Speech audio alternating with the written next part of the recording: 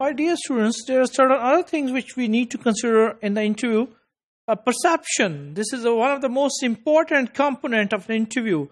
Before meeting an applicant, interviewers should briefly review the four primary ways in which we formulate our perceptions and ideas about people. So the four primary ways, first we will discuss first two.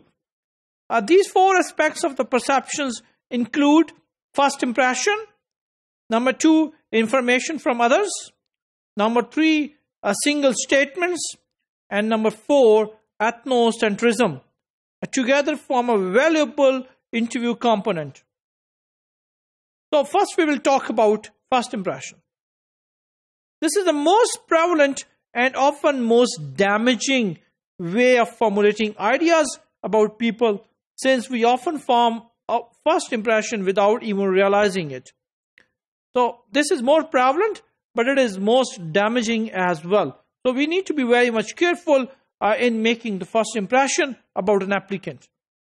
Interviewers, unaware of the importance of perception, frequently boast, "The minute he walked in the doors, I could tell he was right for the job." This is a mistake. My dear student, this is totally a mistake. You cannot determine job suitability by sizing up people in split second based on their appearance. Of course, appearance does play a vital role in a selection process, but after all employees represent an organization. Therefore, the image that they project is a direct reflection on that company.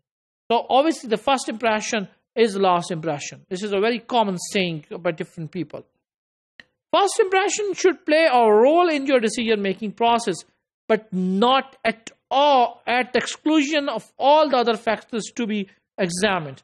So if you are making a decision just based on the first impression, this is not true, and you are ignoring all of the other factors which need to be examined for the selection of the best candidate.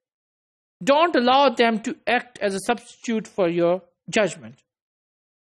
Then the second is information from others. An applicant who comes highly recommended by someone for whom you have a high regard can elicit a positive response from you even before the actual face-to-face meeting. Even you are not meeting in face-to-face, but if someone is recommending that particular person and that referee has a higher regard in your heart, obviously you would have a very good impression about the applicant. On the other hand, someone you dislike may make a referral to you, automatically creating a negative bias towards the person being recommended. So it depends who is recommending the person. If you like him, you will have a better impression towards the candidate, and if you dislike him, you will have a negative bias towards the person. So it's better to keep such kind of a perception away from making a better selection decisions during an interview process.